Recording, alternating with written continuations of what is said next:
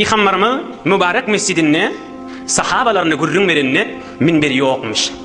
Dik durup arkasını bir ağacına, hurma bağın ağacını mescidde tikip koyupdurlar. Şuna yaplanıp dik durup sahabalarını görünmeri yanmış. Oham sahabalar aydıpdırlar. Ya Resulallah, Müslümanlar, sahabalar günme gün köfülüp var ya.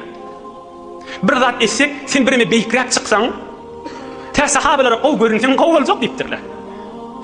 Oham Peygamberimiz sallallahu aleyhi ve sellem aydıpdır. İbn-i li minberan. Ha bolmasa bir minber becer ayın deyipdir. Yok de ağaçtan baş çıkaryan bir netcar adam aydeydin, bir minber becersin deyipdir. Oham bir yok de netcar, yok de ağaçtan baş çıkayan ustavamış olaydıpdır. Ya Resulallah, ala asna'u laka şey'an taqudu aleyhi keanneke qaim. Sana bir zat becereyim.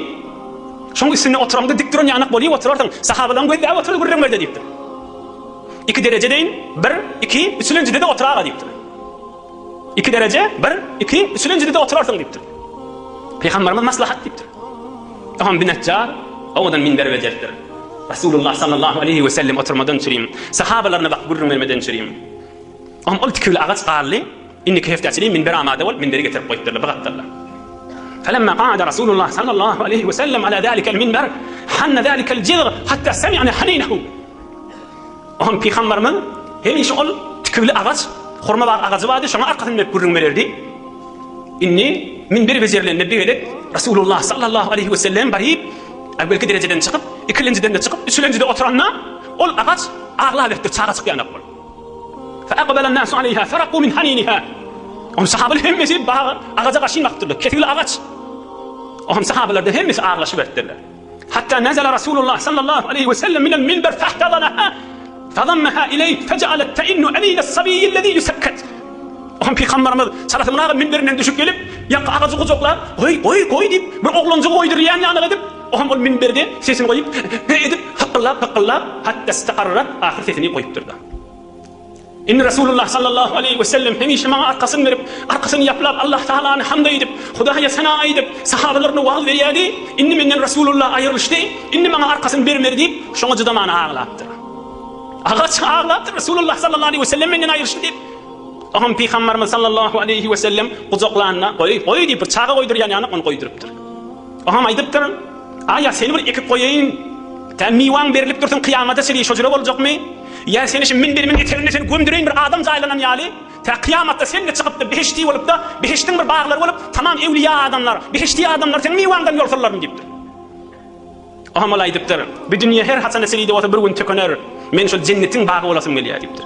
Peygamberimiz sallallahu aleyhi ve sellem fe'emara Resulullah sallallahu aleyhi ve sellem biha fedufinet tahta minberihi. Doğru minberinin eterine zaylattırlar. Adam zaylayan yanaklar. قال البيهقي هذه الأحاديث في أمر الحنانة كلها صحيحة. شنو يدلن قررن همتي شل ستون ماردا في خمر من ستون أغلانن بارسنا تمام صحيح سنة لقررن شلون همتي. هذا شنن بقيس خزق دير سلماقا بر إكيد دقيقة قررن أيدك بري. بر وقتا بيرن شورن تعريف السنة رسول الله بر معجزلرن بيري في خمر لربوليان ذات معجزة أولياء لربوليان ذات كرامات. Türkmen ağullamızın qara nişan bir teberrik ağun geçipdir. Oğlun vaxtında sallançaqda yatıqa, ağlarına sallançağı ödür ilyenmişdik. Keramatdır da evliyalardan şey. Her hasan ağlarına sallançağı içindeqa, sallançağı ödür ilyenmişdik. Emme bir Resulullah sallallahu aleyhi ve sellem'den çiri mucizedir. Oğlum hi bir ağaçta kepleyecek mi? Hi ağaç demeger kepleye mi? Bolmayacak zat deyse, ay Hazreti Mevlana Allah günahını geçsin, Allah cayini cennet etsin bir beytte bir cevap veriptir, altının şuuyla yalıp koymalı. Bazaban gerçi tuhmet mi nehandı?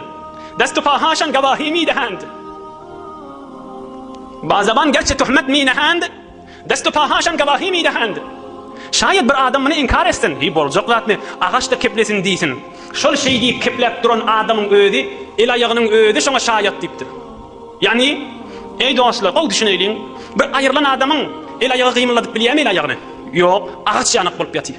Näme deyip ruhu çıkıptır içinden. Mesela men el ayağımı da oynağı ötüyüz. Ruh şuna destur ver ötüyü el ayakta oynaya.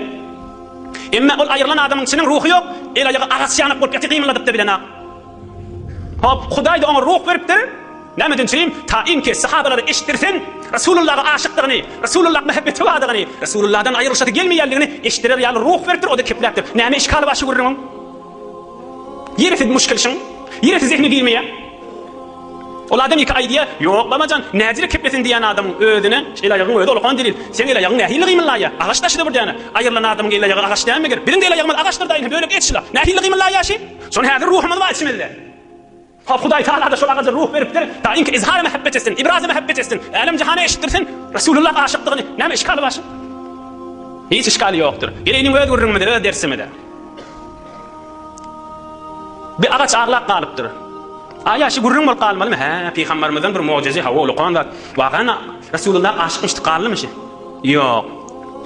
Şonu gören sahabalar bar. Şu wakaany gören sahabalar. Soňram ogul gyzlerine, şonu görmedik adamlara şu gurruny aýdyp ağlap, agaç ýanyk bir boljak bolaydyň. Bir kesildi agaç çöpür bolawerydyň, Resulullah aşyk bolawerydyň diýip ağlap özlerinden çürüm ders alýanmışdyklar. Soňram olardan eşiten adamlarda bir märkede Resulullah muhabbetinden gurrun merellerini, ey cemaat, bir wagt Resulullah sallallahu aleyhi ve sellemin yatlanyp durýan agazy ağlap Resulullah aşyk bolup, agaç çöpür bolawerydyň, Resulullah aşkymyz bolawerdi diýip olarda ağlap gurrun merýänmişdikler. Bizlerde bir döwre gelipdir. Agaç kepläpdir, agaç Resulullah aşyk bolupdy geçirmäýin. Özümizden çürüm ders alaýyn.